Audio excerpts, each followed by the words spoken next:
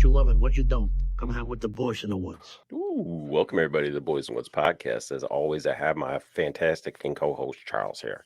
Shalom. Oh, sorry. Ni hao. Ni hao. Good babe. Good babe.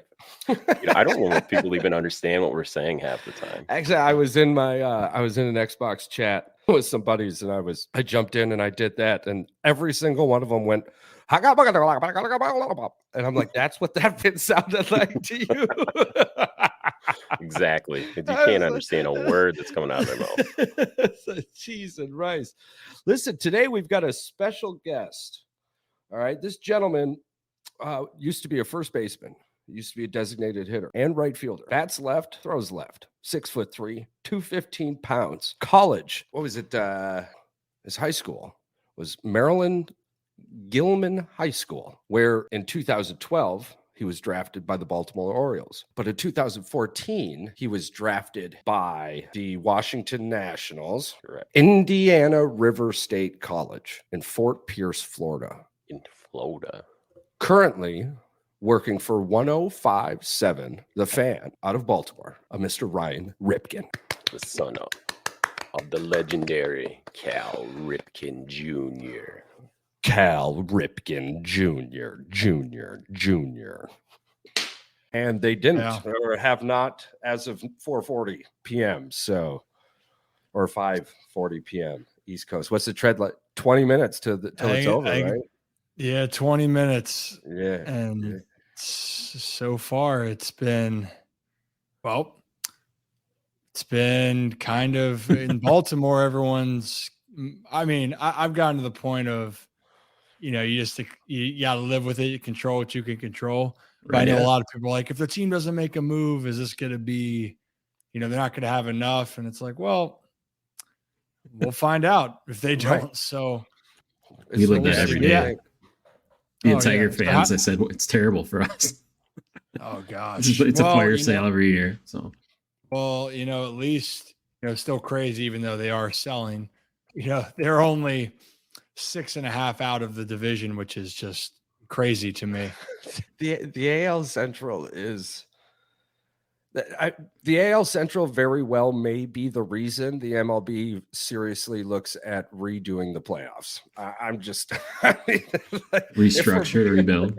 If we're being honest with each other, you can't keep giving one of these teams a golden ticket with no effort. You just can't. And no, that's just Detroit sports in its own sense. But the Pistons haven't won a playoff game in 15 years. That's been fantastic.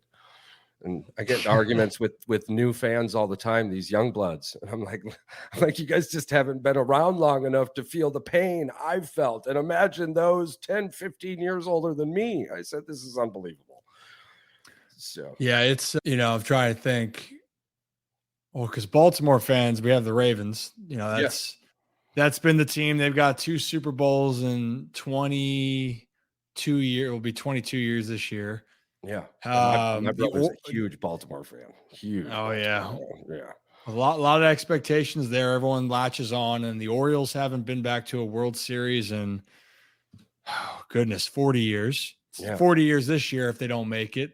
So we can empathize. Well, that's the only 2 teams we got. So I don't know, but we don't have to deal with agonizing. We have like the Wizards, down. I live down in DC now. I live down in DC now, and I've always pulled for the Wizards. They used to be the Baltimore Bullets, and you pull for the team, but now it's like, what's going to happen there? The Caps are kind of trying to figure things out themselves. But for like Baltimore for itself, for me, it was like the 2 diehards were the Ravens and the Orioles. And yeah. So how was it growing up in Maryland? What was it, Huntsville or Hunt Valley? Hunt Valley, yeah. I knew there was a Hunt and a V there. I'm trying to squirgle through my notes. How was it growing up in old Maryland? It was good. It's interesting. So I just always, like for everyone, for any big city, you always, or area, you always say, where are you from? You say, the city. So I'd say Baltimore, right? Because that is the closest city. But I grew up outside the city. So Hunt Valley is about 25-ish, 30 minutes from the heart of Baltimore. In Baltimore County area. But I loved it. It was really a lot of farmland. Yeah. Pretty quiet, to be honest. And I got no complaints growing up there. But obviously, then I went to school more in the city. My high school where I went was right on I went to Gilman, which is a private school right on the cusp of Baltimore City. I think it's considered a Baltimore City school. So now in 2012, you were drafted by the Baltimore Orioles out of high school. Now, I've never in my life talked to anybody who went through that type of process via high school. How was it? Now, obviously, the big elephant in the room is you had a little bit of information coming from an important figure in your life. Right. But going through that as a high school student, how was that? It was, honestly, I think my perception was a little bit skewed, and I'll explain like in a couple ways. One was that, coming from a baseball family, it was the idea in hearing that, my family thinking I had enough talent to have a chance. Right. Now he was looking at the long term because I was still like a very lanky, projectable type of player that still didn't reach what, I thought I could be. And I was actually really sick going into my senior year. Yeah. And so that part was trusting the process. Oh, you're good.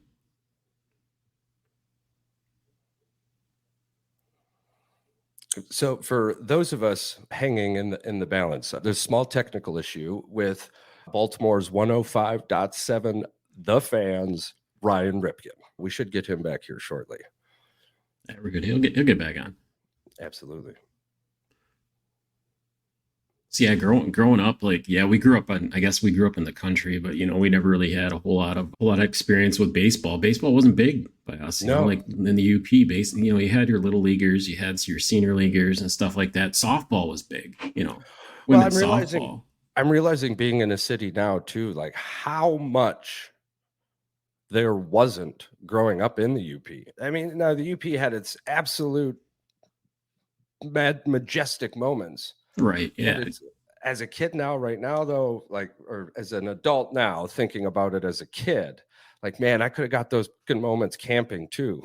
Yeah, that's true. Driving by some of these schools, seeing the 6 courts, and that's a woulda, coulda, shoulda lifestyle. Though. Well, yeah. We're guys, can you hear me? Yeah, we can hear you. Absolutely. Welcome back. Welcome. Yeah, sorry about that. Do not know what happened. Not a big deal. 105.7 The Fans, Ryan Ripken. We got him back. So. Yeah.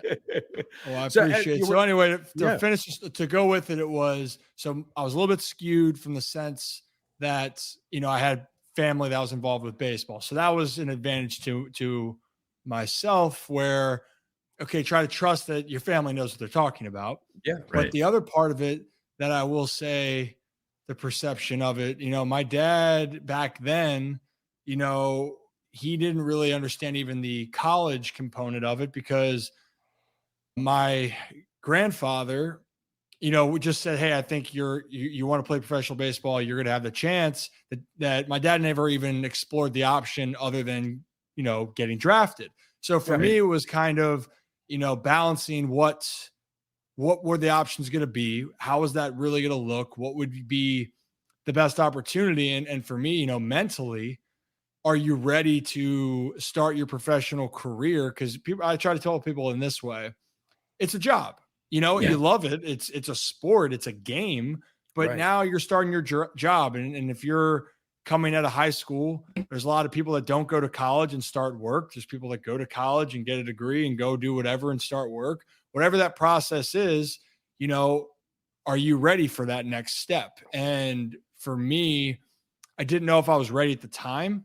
I always went back and forth with the whole notion of, sometimes I'm like, man, maybe it would have been better because you just kind of go in and you learn. But that was one thing that I was really looking at was I going to be mentally prepared?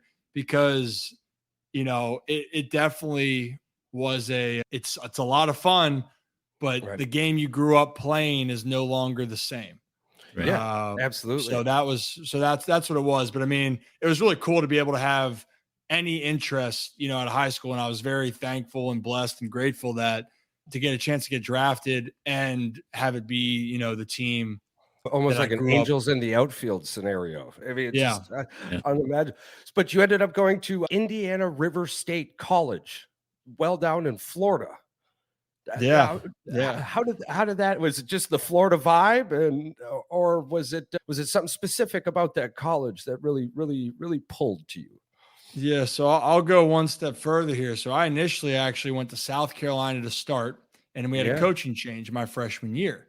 And so I never played, sat out, and like I wasn't ready to help that team. South Carolina was coming off of, like national championships and lost the national championship game. Like I maybe needed more time to figure out myself. And I get it though. In college at the big schools, you want to develop players, but also coaches' jobs are on the line. And so I felt like the best opportunity for me was to transfer to the junior college, IRSC, Indian River State College down in Fort Pierce, Florida. Yeah. And I got to play then the full year. There was more limitations back then on transferring. Now that I don't even know what it means for all the transfer rules now. Oh, it's crazy. With the NIL. Oh my God. Yeah. So it's who knows exactly. I'm not even fully versed in what that all entails, but the going to a JUCO allowed me to be eligible to play the full season and, have the option to go back to a Division I school. And next year I was actually committed to Wake Forest and, in the process got drafted by the Nationals. Yeah. But I'll tell this for a lot of people, if you're trying to find yourself and figure out what you're doing, junior college is a great route. And I think sometimes people look down on it because of, it's a 2-year school or it's a community college. It's like, well, that's the place where I got to find my passion for the game again and also kind of reset my mind. Yeah. And, and I liked, and honestly, in some of the courses, I'll even say were more challenging than I thought for a couple of South Carolina. I took a history class down there that till this day, why my teacher, I was just sitting there. I'm like, you know what? But I learned a ton. It was great. Yeah. I even took a forensic anthropology course. Like, I don't even know what the hell that is still, but I mean, I figured it out. Yeah, I was there, but it was fun. Yeah. And, I agree with you. I think the junior college, I mean, I took the military road. 2007. I shipped off and had a great time traveling the world on the government's dime. They actually pay me now to sit at home and do a whole bunch of nothing. So that's it. Patrick and I linked up to do the podcast. So, I mean, hearing that, I've always thought to myself as a wannabe amateur professional armchair athlete, I've always thought that the junior college route would have been the better road to begin. You get more activity, you get to learn more, and as you brought up something, now I get to point, you get to find yourself in the item or area that you're working for. I love that. Yeah, so that's I fantastic. Mean, that's yeah. I mean, at the end of the day, right? You're trying to find yourself, and life's about. I mean, life goes through, for me, it's constant changes. It's the evolution of yourself. You're trying to figure things out. You're also, I think that it's so undervalued when you're a teenager and whatever, thing you're starting. I had a close family friend that he went into the Marines right out of high school. Yeah. We talk about, an adjustment there of, but the same concept, you're going off 17, 18 or 19, how old you are. And you're starting a different phase of your life. And that's a big change. Could be the best thing for you. Could be the worst thing, but whatever, or everything in between. But during that time, you're going to evolve in some capacity. So, that was the thing for me, but I'd be naive to say if that wasn't a challenging time because, you are 18. I feel like people don't talk about it a lot. Like when you're a teenager and you're in your early 20s, it's fun. You're young, but you don't know what the hell you're doing. You don't know what you want. You don't know what's available. So that was all those things going through my mind. And still to this day now, I'm just turned 30, but I have more of an idea of who I am. But at that time, that was very hard while I was trying to figure out the next step in my, baseball journey. Right. So now your minor league and professional league, that's all over the internet and very well versed. Your after baseball is something Patrick and I are also super interested in. So you have a radio show, and you're an analyst on a couple television shows as well, and you run a podcast. How did you get into all of this? Well, when the decision came that, it was time to move on from baseball and start the next journey, I was always interested in the media world. But, even to this, as I talk about this right now, like, I don't know exactly which way I want that to go. Right. But I knew I wanted to explore options. So talked with people with 105.7 The Fan and had chances to go on air. And then they offered me a chance to do a pregame show about 35, 40 games on their station for the Orioles. And that was great. So that's one way to work on radio work. But then I didn't, like I said, I wanted to try to see what everything was like. So actually last fall, I went on a local TV station in Baltimore, WBAL. It's an NBC affiliate. And they're like, hey, you want to talk about fantasy football or just fantasy and football? And I'm like, is that always what I want to talk about? I love it. I love fantasy football, but if that's going to give me reps every Sunday. And, I did it. And like, I was so grateful to have those reps. And then it led to now I do stuff for Fox 45 in Baltimore, which, analysts for Orioles, do a podcast with them. And then I realized, so here are the opportunities I had a chance to work on skill or work on skills on TV and camera and radio. But then why I started my own podcast and, now it's even one of my own shows on YouTube, like the evolution of it was I was realizing there was more skills I needed to work on. I wanted to work on my interview skills. I wanted to have a little bit more control of what I wanted to talk about and maybe even get more comfortable behind a microphone. So all of those things contributed to me jumping into the way it did. And again, I think I'm starting to get more comfortable and I don't regret anything I've done because I even found out, even if it failed and nothing worked out, I was going to figure out something and I was going to learn some good skills. And in this process of the podcasting, learned how to edit. Everything I do on my own podcast with All Script with Rip was I edited myself. I recorded all the clips. Everything I put out was all me. And eventually I'm going to get more help and try to, spice it up. Right. But at the moment, but it was a great learning experience for me. And I'm really excited now. The other one's the Ryan Ripken show I do on YouTube now. And then I also do a Rip and Rock. Wow. I guess there's 3 like podcast type things I do. So all 3 of those, the Rip and Rock's part of Fox 45, but the Ryan Ripken show and Off Script with Rip, I don't get paid for that right now either. It's now I have interest for sponsorships and advertisement. That's where it's going. But that was something I took upon myself because I said, you know what? I need to get better. I want to work on my skills. I took matters into my own hands and I'm really glad I did. Yeah. It sounds like it's been a fantastic journey. Jesus, man, when do you breathe? So when you find a moment to breathe, what's your off time? What's your favorite just, hey, this is me moments? Well, it's a good question.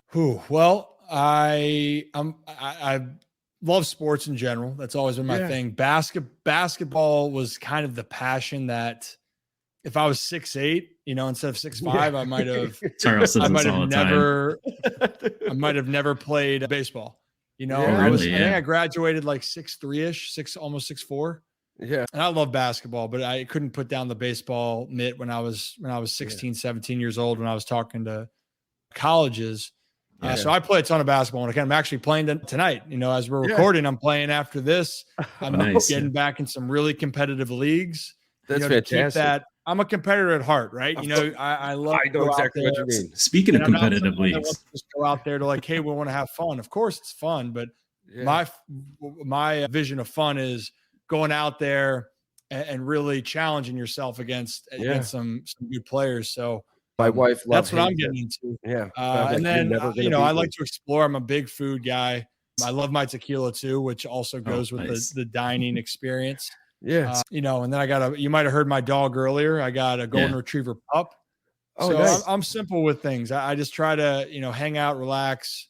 I like to travel more when I can, but obviously with everything going on, it makes it a little bit more challenging, especially during this baseball season, which is really about to, this deadline. I know might talk about that, but the deadline and then the last 2 months of the season, things are getting It's gonna be spicy hectic for you, in this baseball season. Well, we just hit the deadline. Well, unless my computer clock is off. Is it 5 p.m. Eastern or 5 p.m. Central though? It's 5 p.m. 6 p.m. Central. I thought it was 6 p.m. Is it 6 p.m.? Yeah. Or is it 8 p.m. Eastern? What's really funny, Ryan, is one of our first ever interviews we did was Jim Brandstetter from, the University of Michigan, and he was the Detroit Lions sportscaster for a long time. He's a big foodie too. So it seems like sports and food seem kind of go together. I don't know if that's because you guys traveled and you got to learn, see new places and stuff, but I'm on the road all the time and I don't find good food. Jealous of the food. I'm on the road all the time and I don't find any good food. So I guess I need to. Creative experience.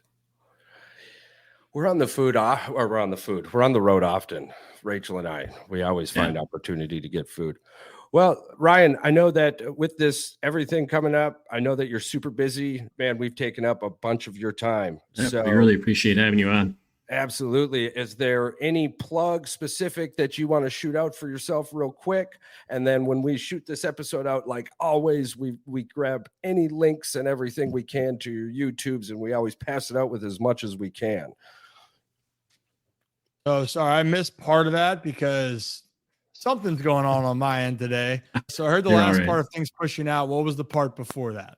No, you're good. You're good. I said we have taken up so much of your time and we appreciate you greatly. So we just wanted to give you an opportunity to plug yourself real quick. Anything you got upcoming, anything you want to shoot out, and then we'll link everything, your YouTube channels and your podcast when we pass this episode out. But busy man, we don't want to take up any more of your time, man. We're so grateful for you.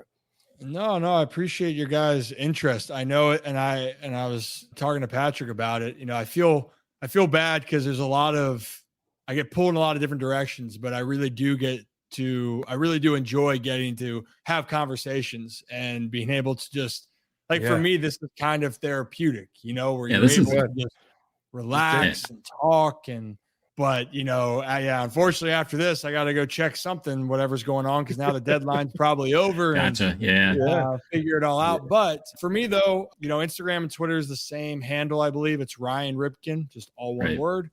On Twitter will probably be a little bit faster to react just because, that's like for news and whatnot. So I'm on with that. YouTube, I think it's Ryan Ripken Official. Like I said, I got the Ryan Ripken Show. If you want to talk about Orioles and baseball and just Ravens sports in general, Off Script with Rip. I have season 2 coming out upcoming. So I just finished season 1. So people can go back and watch that. That's available on any podcast platform. Also on my YouTube channel. Rip and Rock. If you're an Orioles fan and want to hear a podcast, that's one I would recommend.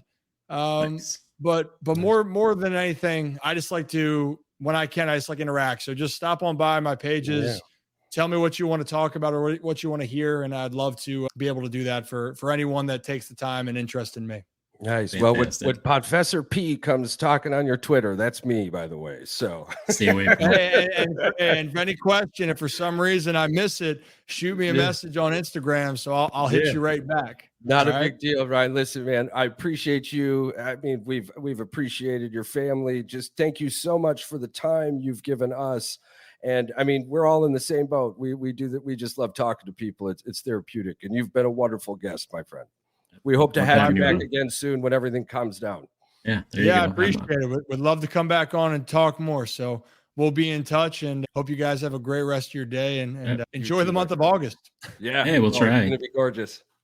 All right. All right, guys. Ryan.